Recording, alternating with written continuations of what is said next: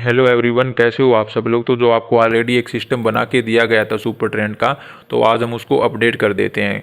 तो चलिए, पहले आपको क्या करना होगा, जो भी आप ट्रेडिंग सिस्टम यूज़ करते हैं उसके आपको इंडिकेटर जो टैब होता है उसमें आपको जाना होगा। तो मैं यहाँ पे इंडिकेटर पे जब क्लिक करूँगा तो आपको सर्च लगाना है यहाँ पे सुपर ट्रेंड, और सुपर ट्रेंड पे आपको 2 टाइम्स क्लिक करना है।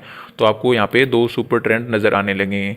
फिर थोड़ा ध्यान से देखना, यहाँ पे मैं कुछ सेटिंग्स की चेंज कर रहा हूँ, क्योंकि अगर मैं आपसे कुछ पैसे ले लेता तो आप बड़ा ध्यान से सुनते इन चीज़ों को, लेकिन अगर आपको मैं यहाँ पे ऐसे ही प्रोवाइड कर रहा हूँ तो आप इन चीज़ों को थोड़ा ध्यान से नहीं करते और फिर थोड़ा कुछ चीज़ें मिस कर जाते हो, फिर आपको प्रॉब्लम होती है मार्केट में।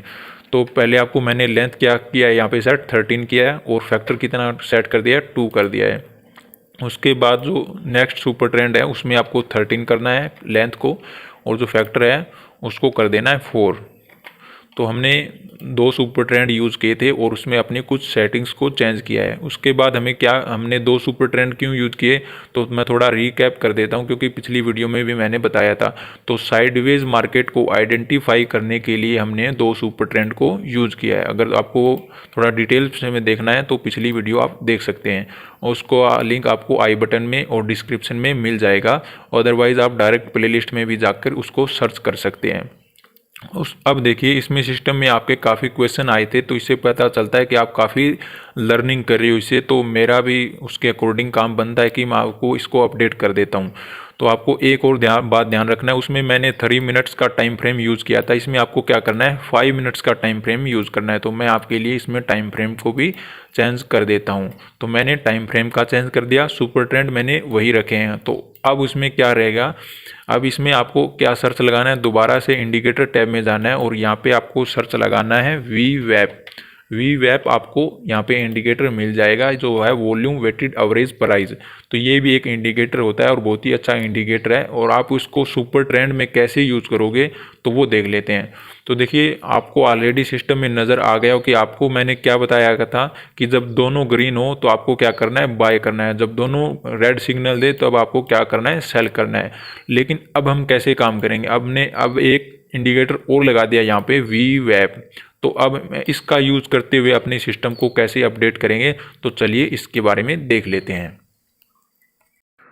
तो अगर आपको कुछ भी समझ नहीं आता है तो आपको क्वेश्चन पूछ लेना है, अदरवाइज़ आपको लाइव मार्केट में समस्या हो जाएगी।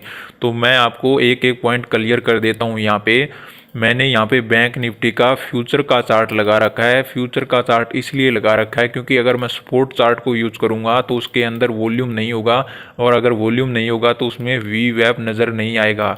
इसको आप इंडेक्स में भी यूज़ कर सकते हो और इसको आप स्टॉक्स में भी यूज़ कर सकते हो इस सेटअप को। तो अब देखिए, सेटअप में कुछ और बातों को ध्यान रखना है आपको।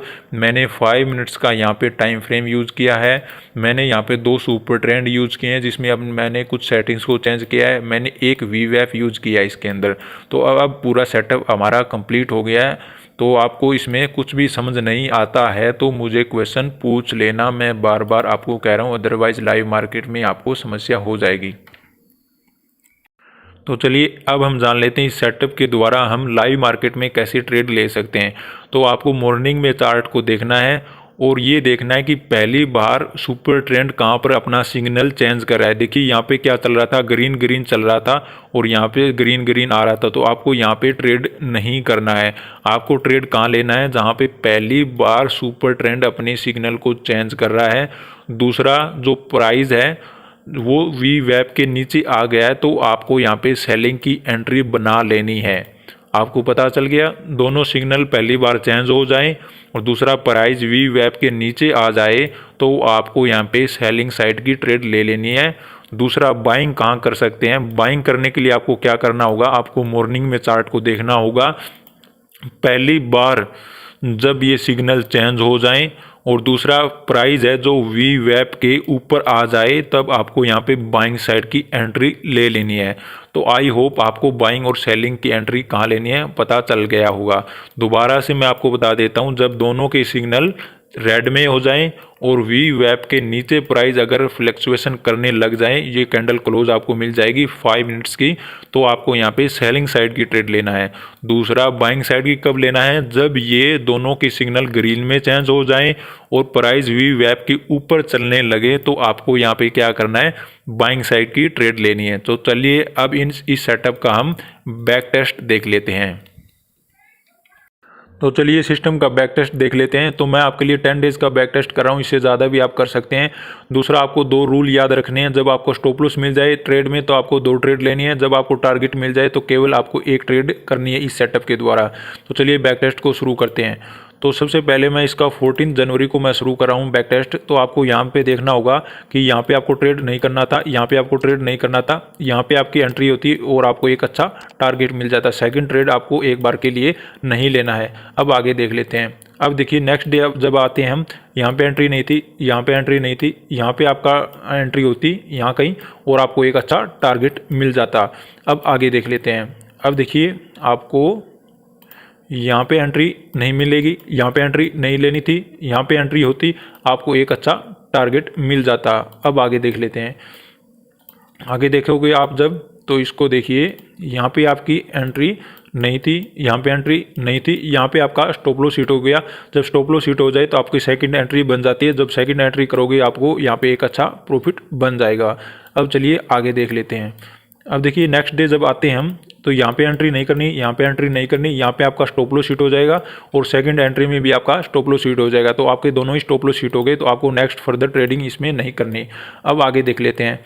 तो यहाँ पे देखिए, यहाँ पे आपकी एंट्री नहीं करनी, यहाँ पे एंट्री नहीं करनी, यहाँ पे आपकी एंट्री बन जाती, यहाँ पे आपके स्टॉप लॉस हिट हो जाते और आप फिर आपको सेकंड एंट्री यहाँ पे मिलती और आपको एक अच्छा टारगेट यहाँ पे मिल जाता। तो अब आगे देख लेते हैं। आप साथ के साथ में काउंट करते रहना, कितना प्रॉफिट हुआ, कितना लॉस हुआ, कितनी बार स्टॉप लॉस हिट हुआ। अब देखिए यहाँ पे ट्रेड नहीं था, यहाँ पे ट्रेड नहीं था, यहाँ पे आपकी एंट्री हो जाती और एक अच्छा आपको टारगेट मिल जाता। अब आगे देख लेते हैं। अगर हम नेक्स्ट डे आते हैं तो देखिए यहाँ पे एंट्री नहीं बनी थी। देखिए यहाँ पे आपको जब ये रेड नज़र आ रहा था, ये ग्रीन नज़र आ रहा था। जब दोनों ग्रीन हो गए तब आपको एंट्री यहाँ करनी है, क्योंकि जब ये कैंडल क्लोज होगा तब इसका हाई पे आपको एंट्री मिलेगी और एंट्री मिलते ही आपको एक अच्छा टारगेट यहाँ कहीं आपको मिल जाएगा। तो बहुत ही अच्छे पॉइंट आपको यहाँ पे मिले। अब आगे देख लेते हैं। तो आगे देखने पे आपको क्या पता चलेगा कि आपको यहाँ एंट्री नहीं करनी थी, यहाँ आपकी एंट्री होती, क्योंकि दोनों आपको सिग्नल मिल गए, वीवीएफ के ऊपर चल रहा है, आपको यहाँ पे एंट्री मिलती, एक अच्छा आपको टारगेट मिल जाता। तो फाइनली हम जो 10th डे में आ गए हैं यहाँ पे। तो आपको यहाँ पे एंट्री नहीं थी, यहाँ पे एंट्री नहीं थी, आपको यहाँ कहीं आपको एंट्री हो जाती और एक आपको अच्छा टारगेट मिलता। तो इस सिस्टम को आप बैक टेस्ट कीजिए, अपने अकॉर्डिंग इसको ट्रेड कीजिए और मुझे बताइए कैसा लगा, और मैं आपके लिए फिर से इसको अपडेट कर दूंगा नेक्स्ट कुछ वीडियो में। तो मिलते हैं नेक्स्ट वीडियो में, तब तक के लिए धन्यवाद। जय हिंद।